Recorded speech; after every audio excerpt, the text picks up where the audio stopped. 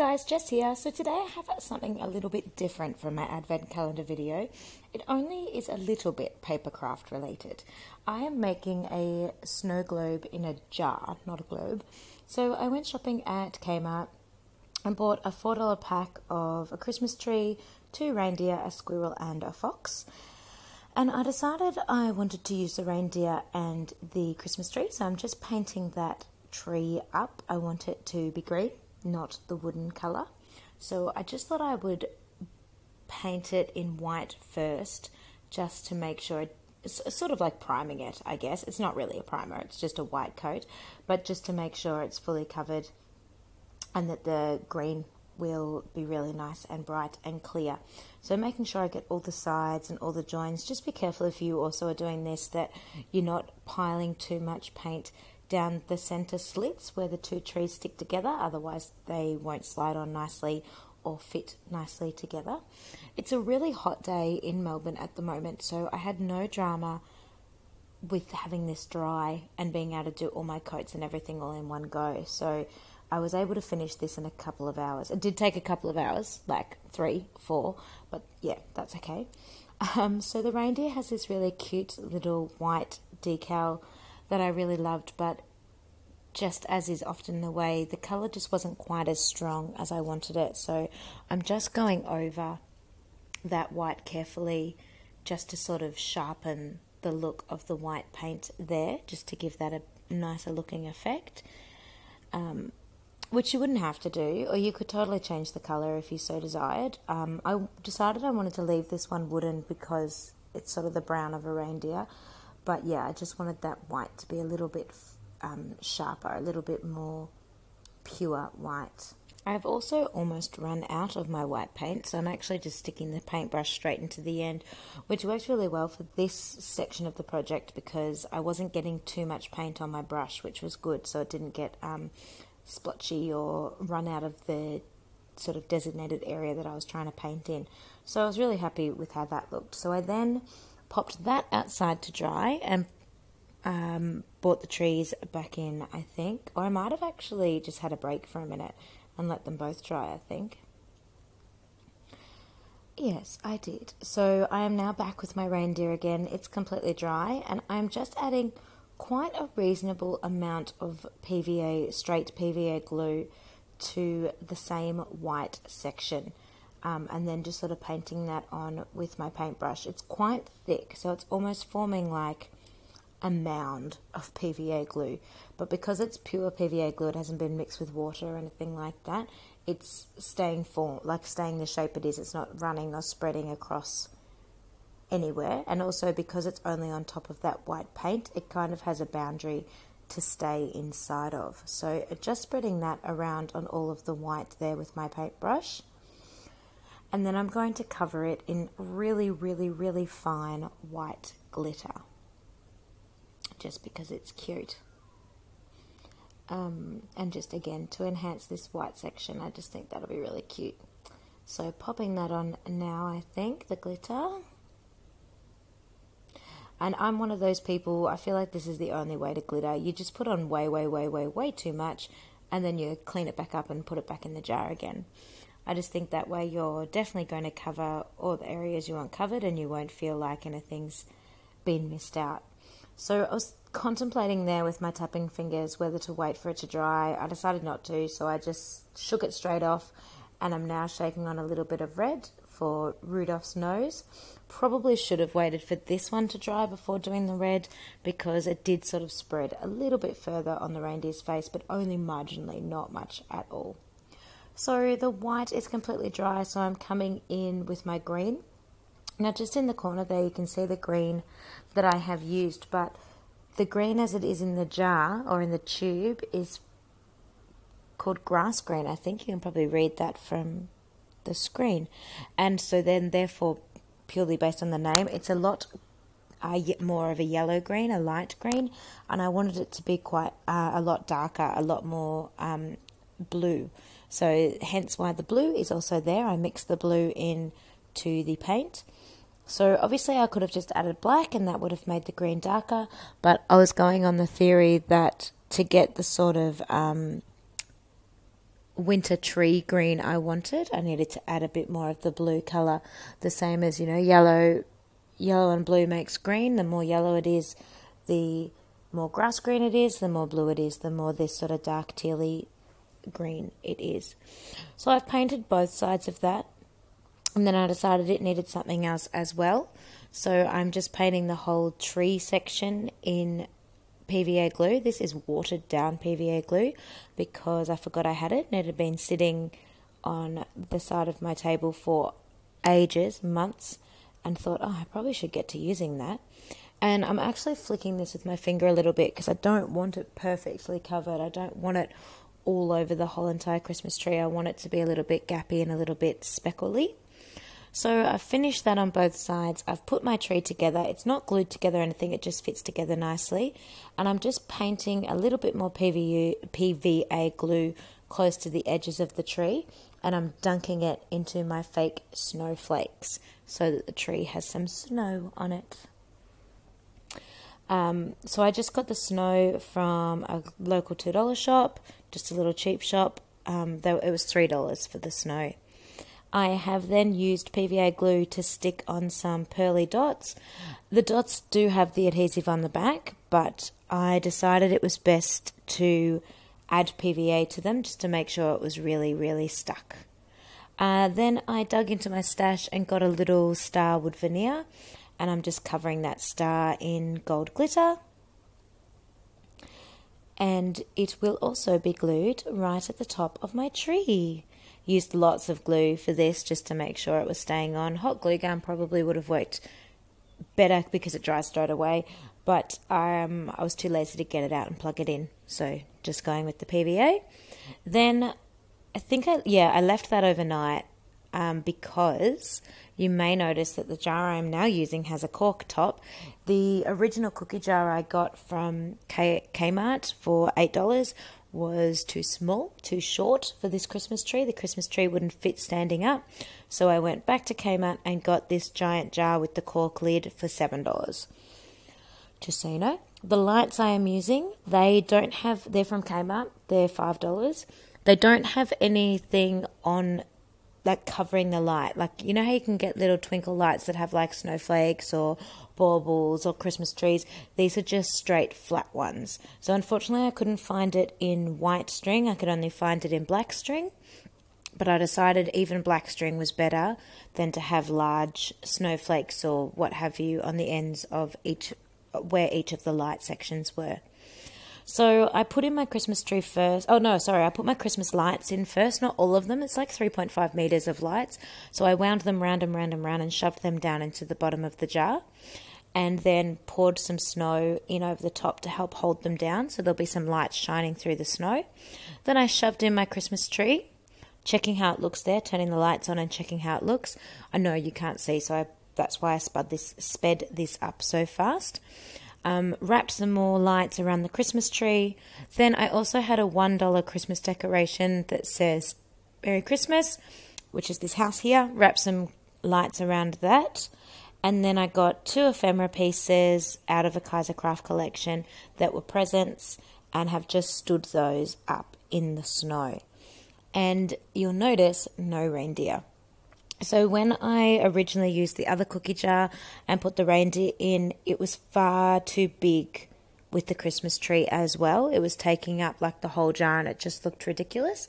So I decided that the reindeer was too big. So that's why I brought the $1 house, Christmas ornament that is a wooden house. And it looks much better, much more compact inside the jar.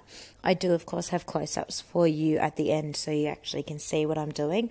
I realised in hindsight, I should have moved the camera so it was front on and you could actually watch what I was doing through the glass jar, but I apologise, I kept it down as a view over the top. This next section as well is a little bit annoying to watch, so I sped it up also. It is of me making a little label to dangle on the side of the jar.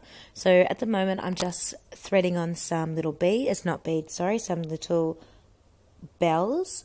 A red, a gold and a green bell onto each end of the string. just to add a little bit of something hanging down because I think that that's cute. And I'm then going to wrap that around the two little sprigs of holly you can see there. That holly I have had in my stash for years, like, I couldn't even tell you, 5 or 7 years, I think. I got them off some Christmas bonbons and just thought they were adorable and couldn't throw threw the packaging of the bonbon away, but couldn't throw away that amazing holly.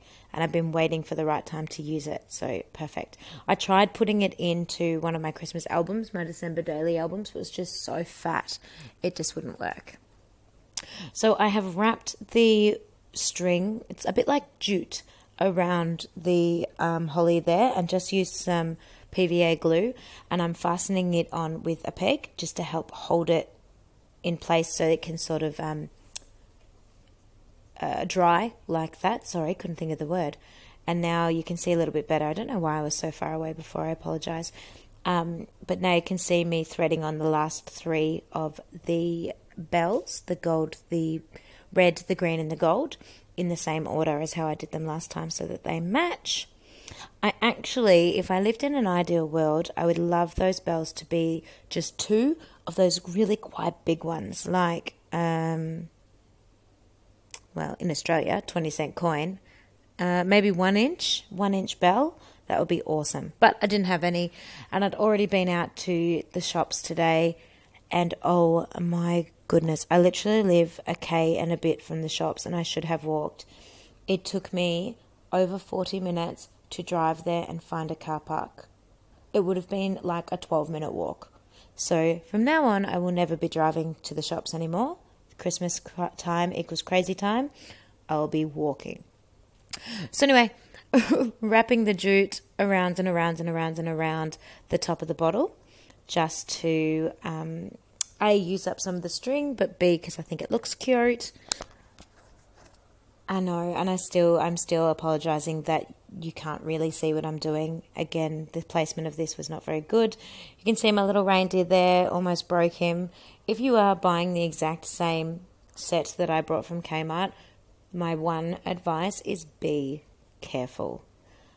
The other reindeer, both of his legs are broken. Thank goodness there were 2 reindeer included, so I managed to make 1 full reindeer. Otherwise, I would have been getting out the hot glue gun to try and salvage it, but it's okay. It got salvaged. So just tying that on. So I'm really happy with the way that's looking, but I know it needs a little bit more. So I popped into my ribbon stash and, got distracted. The ribbon's there, you can see it, but got distracted. I decided that the reindeer needed to be glued on the top of the cork, because it was just so adorable, I couldn't not use it.